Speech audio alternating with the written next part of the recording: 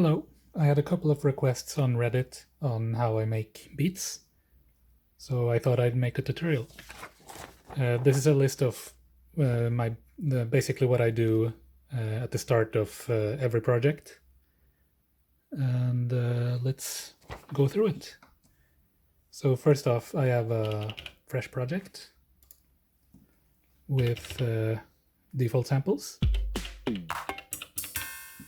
And we're gonna find new samples. So what I do is I go into samples and press left to view the currently loaded samples, and then press right, select all, unload, and yes.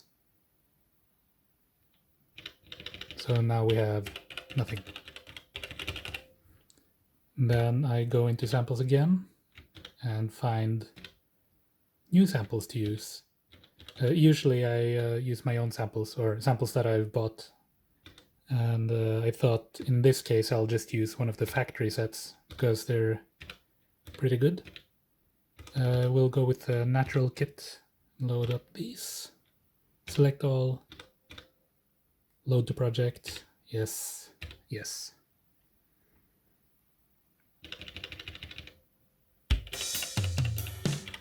And then we have new samples. Next step is set pattern tempo. Oh, and I'm using just a few markers in case I have to re-record parts of the tutorial. Set pattern tempo. I usually work in around 80 BPM. Between 70 and 100 BPM is my favorite. So let's just go with 80. And I wrote pattern tempo, so we have to press funk and yes. Now it says pattern mode. Then we can put that to 80. And I think let's try it out. Yeah, that sounds like 80.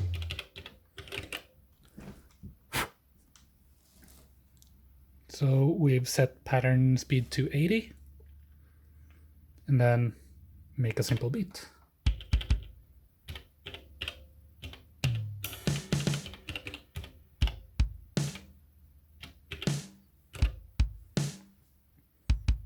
So those are just some really basic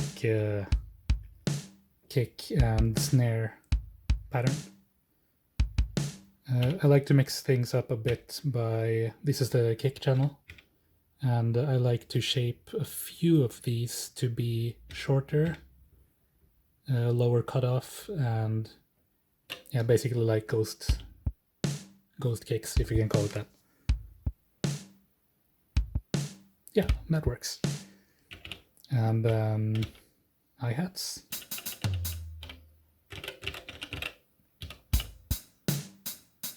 Really basic stuff, and I usually like to shape these by having them gradually increase in cutoff. So I press 3 of the notes at the same time, lower the cutoff a bit, release one of them, lower the cutoff some more, release the second one, lower them even more, and then it'll turn into this.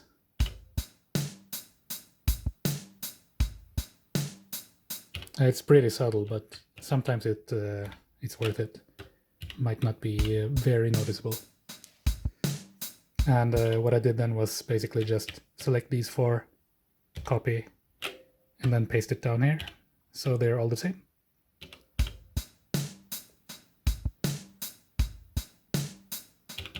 So the next step is to add, yeah, the crash. Crash can go there. And we should have a tom somewhere. This one, you can put it on 14.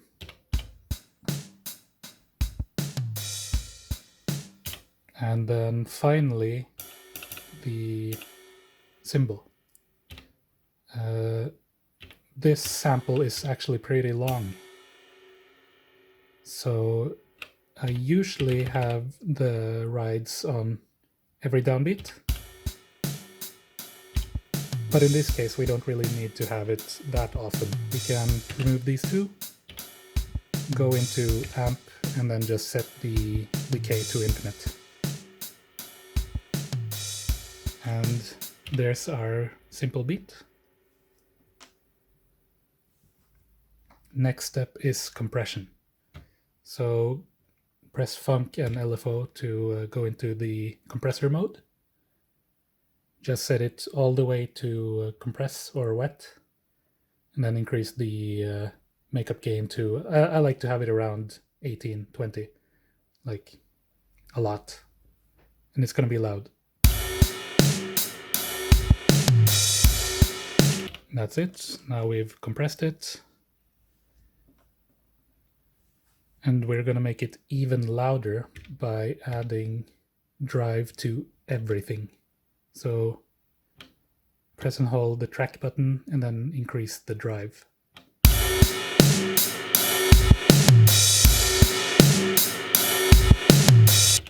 Yep, drive has been added.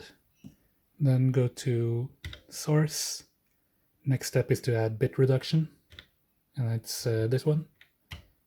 So that was on purpose.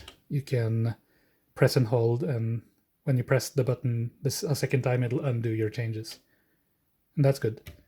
So press and hold track and bit reduction to change it on all tracks.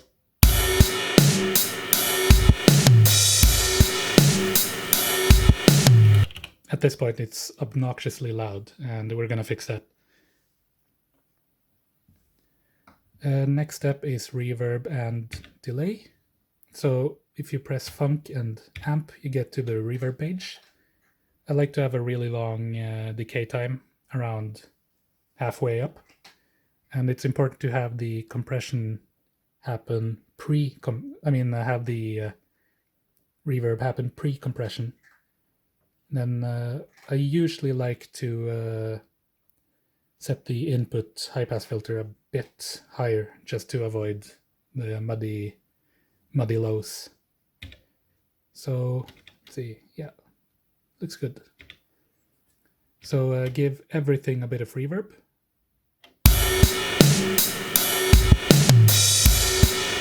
And a bit of delay. I think you can have delay at around 15. That's good.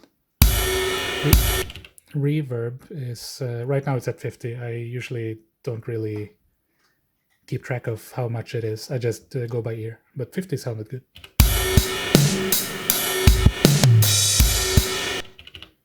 And I forgot to add this, so I'll just write it down. Let's see.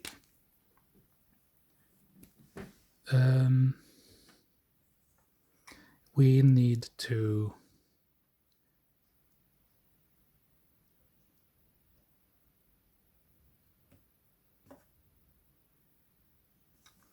gain stage. So we can do that pretty easily. The hi-hats and the ride is pretty loud, so we'll just lower these all to 0. And if you press Funk and LFO twice, you'll get the master volume page. So let's just play the beat and then increase the volume to taste.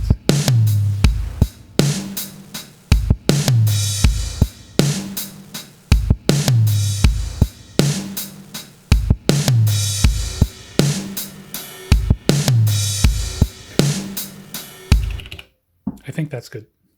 So the next step is to copy the pattern. Before we do that, I'll just Funk and yes to save the pattern to temp area, because I have a tendency to press Funk and no, and that reloads the default or the previously saved pattern, which is usually empty at this point. And yeah, so copy the pattern, Funk and copy, and then we'll just paste it down here, pattern 9. So Now we're in pattern 9, and it's identical to pattern 1.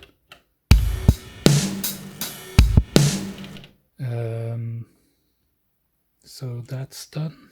Next step is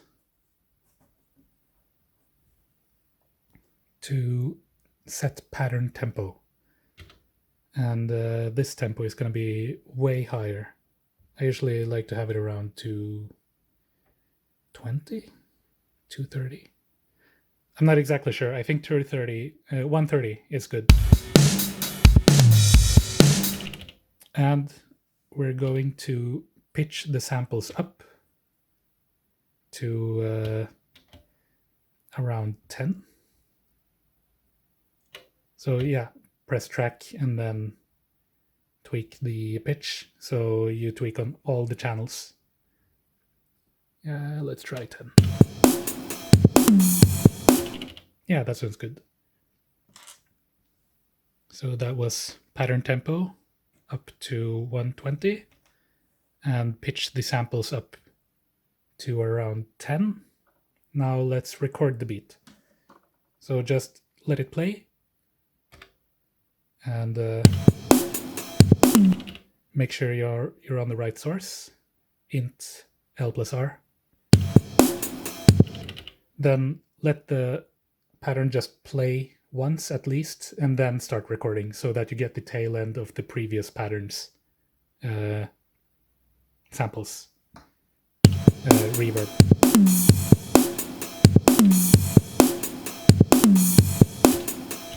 I think that's good. Let's see.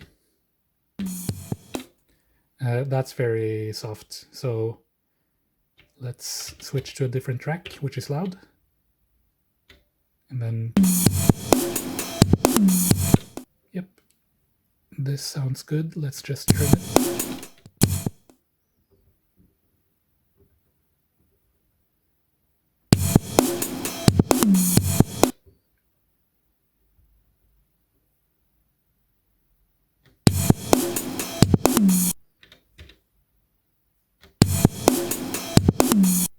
Yeah, this is good.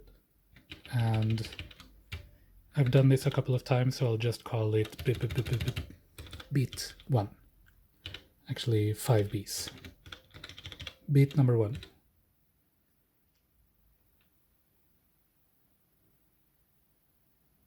And put it on track 8. So now we have this, which didn't sound exactly how it's supposed to. If we go back to track 1, we have it here, and we have all the samples down here. What we can do now is just reduce delay and reverb, and then to make sure we have the right tempo, I usually just place a trig on every downbeat. And let's go into mute mode, mute everything except track 8. Forgot we're done recording the beat. And let's see what it sounds like. So what we can do now is just go into source and then tune it until the timing is okay.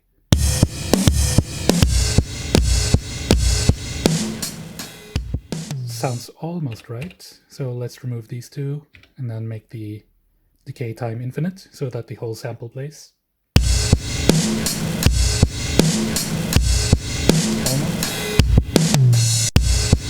Okay, it's over.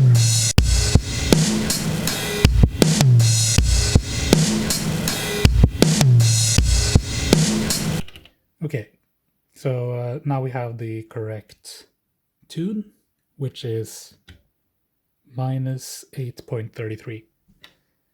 And then we can set the decay time back down to 8, around 8, just to remove the click at the end.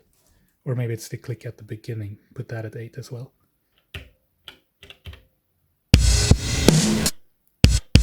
Yeah, that's good. So now we have pitched the sample back down. Next step is to recreate pattern steps. So what I usually do is just copy the whole pattern to a different, to a free one. And if we also have to, actually it seems like we've done everything already. So one thing I usually do is I set each trigger. I set a start point for each trigger, and what I usually do is I figured out that if you move the start point all the way to the end, it's at 120. So that means that if you put it at 60, you're at this step. So we can demonstrate at, this is step part 0. And then if we go to 60, it's a hi-hat. It's exactly in the middle. So it'll be on step 9 in a sequence. So let's set this one to around 60. And then half of that is 30. And that would be the snare. So we place that one here. You can just press to set the start point. Let's see. And if we go up 30 steps, we're at 90. And that's the other snare. Let's see. If we go to 90, that's the other snare. And then we fill in the middle. So it's basically 0, 15, 45, 0, 15, 30, 45, 60, 75, 90, and 105. And that's, then you have equally split start points. So this one, set it to 15. And this one to step 7 should be at 45. Step 11 should be at 75. And step 15 at 105. And then we have to make sure that the length is, if we just keep the length at 1, it'll sound like this.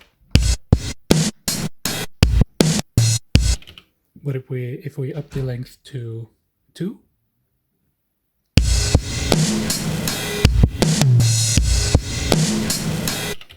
and this is pretty handy to do at first, because once you have this down, you can just copy this track. I'll just paste a backup of it on pattern 1. Now on pattern 2, we can start mangling. We're done recreating the pattern, sort of.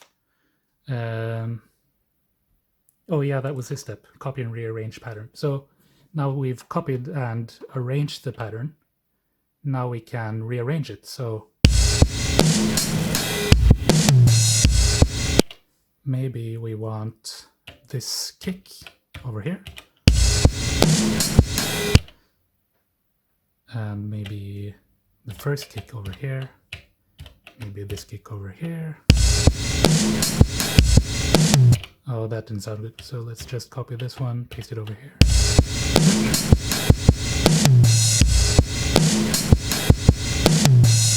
And there's a tom here we don't want. So we can just copy this snare, paste it down here, and it'll override the tom that would have played on step 14.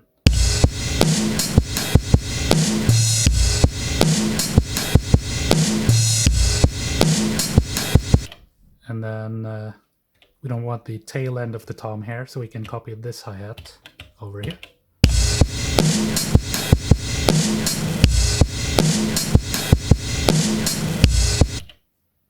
And maybe we can have that kick at the end over here as well. Okay, so now we have a basic pattern, 16-step pattern. And we can make it twice as long and make some changes to the second part. So for example, we can move this kick over here, replace that first kick with a hat, and this second snare can play the original snare at step 90.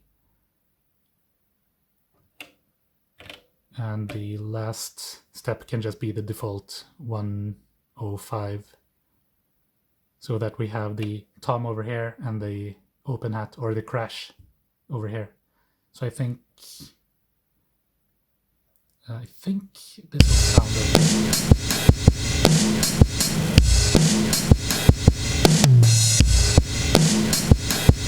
Yeah, another thing, I think maybe we can have the first kick over here as well.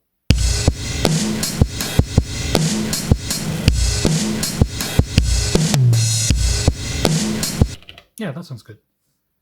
So let's just save this pattern just in case we clear it, and we'll do that on pattern 9 as well. Just save the pattern, because now we are going to record the sample again, but this time without the kick and once without the hats.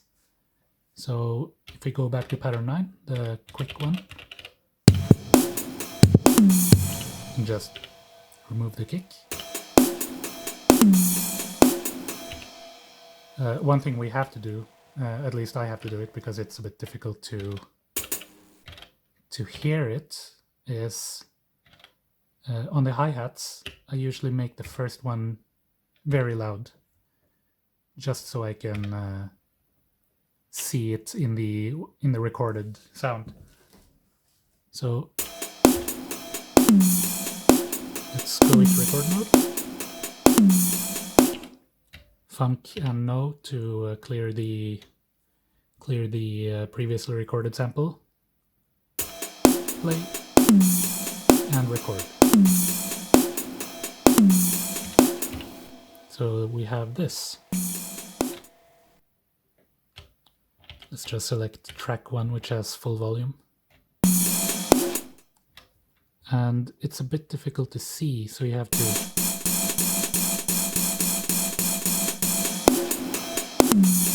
hopefully that's okay. And do the same over here. There's a little bump right here. Yeah, that sounds okay. And we'll call this one B2.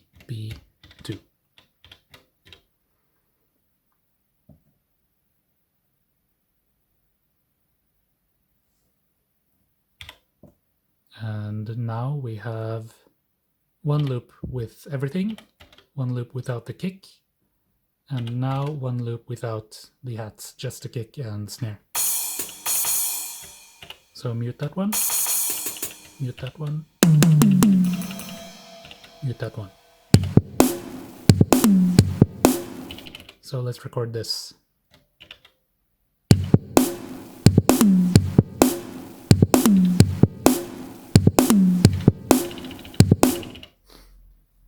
Now we have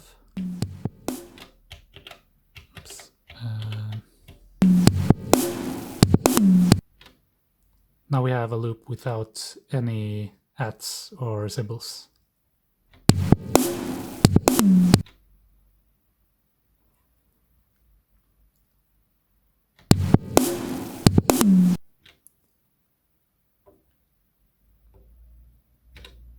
Yep, save this as B3.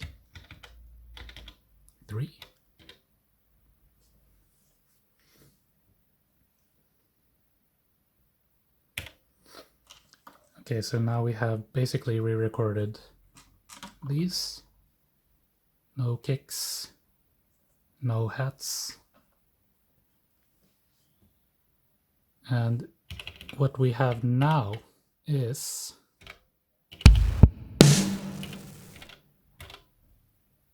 let's see. Yeah, it's already switched over to a different channel, I think. A different sample. No. Yeah, this one. Number 8. what we can do now is copy the sound by pressing track and copy, and then paste it into track 1. So now we have the same sounds. And we can copy the pattern as well, or copy the track inside here and paste it back into step 1, track 1.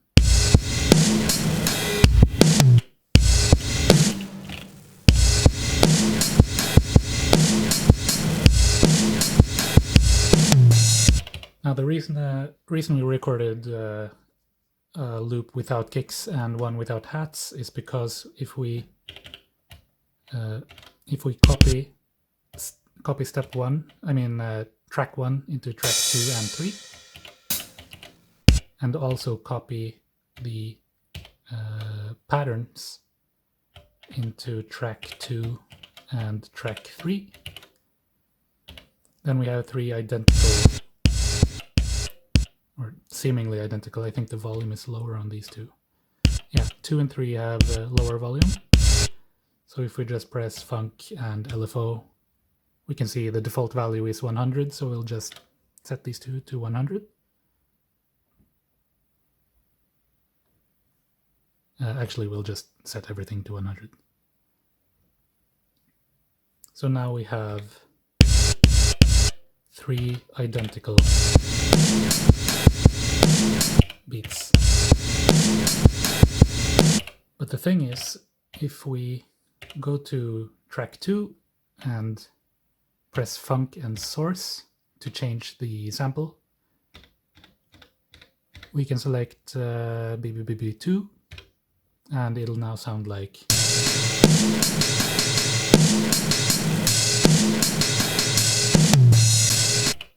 and do the same with track 3. We can Funk, Source, and select the third loop we made, and it'll sound like this.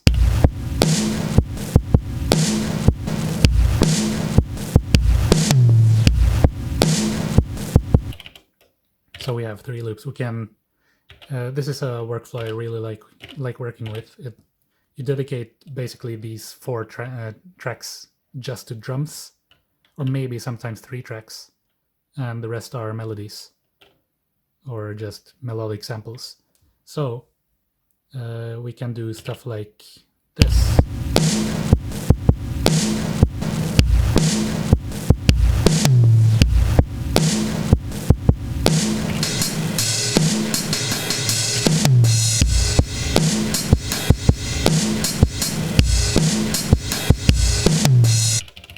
And that's pretty neat.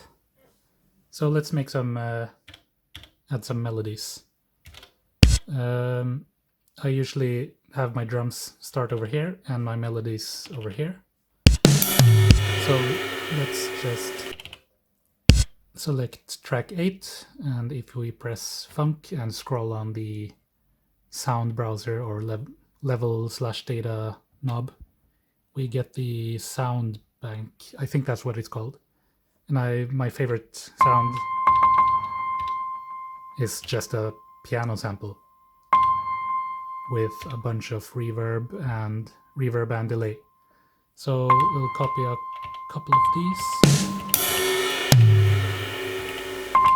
Okay, now we have a bunch of them. And track 7, I want that to be another sample, same sound but different sample. So this is piano C7, and then I have sampled a piano C6 and C5. So we'll just use this one. I'll copy this one over to, so we have two for the left hand, like someone playing basic chord, and the right hand, number 8 for melodies. And another thing is we want to turn it down, the cutoff. Copy that sound, paste it over here. So now we basically have 3, now we can play 3 notes at the same time. So I made this beat earlier with a Silent Hill 2 soundtrack, or a song from the Silent Hill 2 soundtrack, and it's one of my favorite tracks. So I'll just do the same here. It's called Promise, I think. I'm probably gonna add a time marker so you can skip if you want to skip this part. It's gonna take a while. Let's clear these. Actually, we can also clear these and these. I'm in edit mode. I'm pressing Func and clear to just clear the steps. So let's start with the bass, which is this is also how I usually write melodies. I basically write my melodies by scrolling through the notes to play.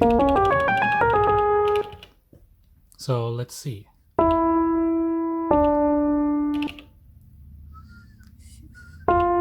Yeah, this one. This one's okay. Maybe. Yeah, an octave lower. So now that I have minus 19 selected here, I'll just press the. I'll just assign that to this trigger. So if we play. Yeah. And the next note. And I'm counting 1, 2, 3, 4, and the next note is going to be here. So I'll just hold this down, press the note I selected, and on the next page it's this note. So I press the trigger I want and then press the pitch to assign it. Do the same on this one. So I have to go in and out of edit mode to check which note I'm playing. So the basically we have now this.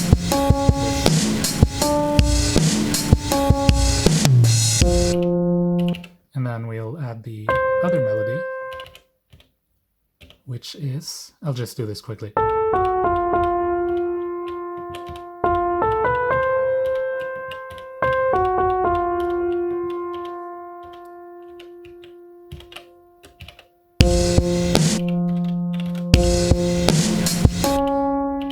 Okay, I was expecting this to start playing, but I noticed that I'm on page 2, so I'll have to press page and then press copy to copy this specific page, move over here, and then paste it back in. So now we can hear it. And I remember that this note is one whole.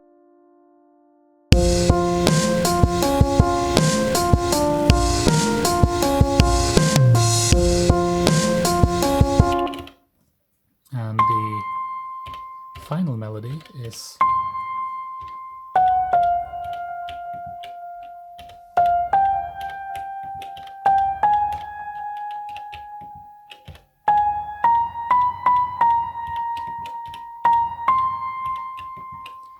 and I know that it's just the same in reverse, so I'll take this one, copy it over here, take this one, copy it over here, this one over here, this one over here. So now we have, and then I'll unmute it. And we have the same problem that I'm in page 2, so I'll just copy this, go into page 1, paste it down here.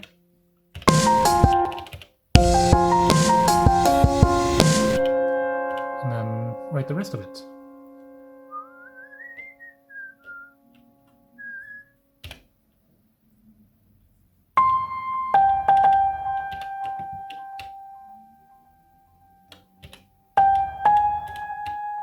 Yep, -4.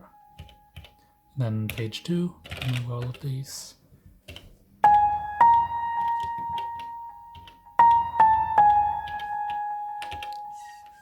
Yeah.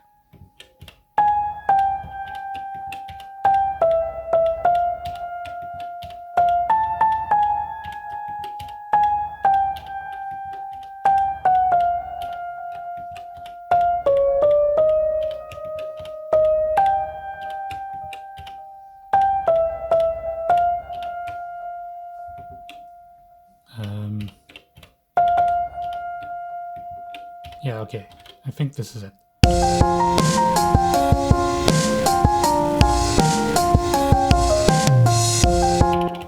Then we can separate them a bit by moving the left hand sound a bit to the left and the right hand sound to the right.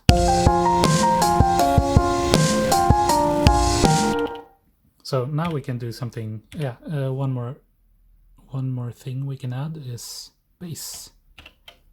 Actually, let's skip the bass for now. Now we can do basic things like have the drums without the hi-hats play first, together with just the left hand of the piano, and then we can add in the other bits.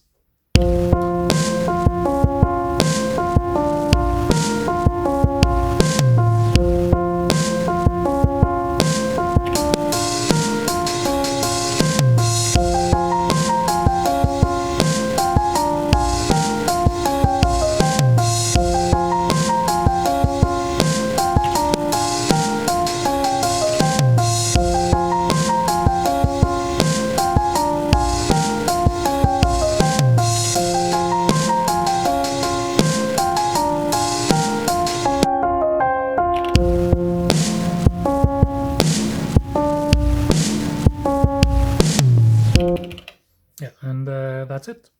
That's how I make my drums and how I do how I use the Digitakt drums over here, melodies over here usually, and almost always resampling of drum samples. And yeah, I hope that was helpful, and thanks for watching.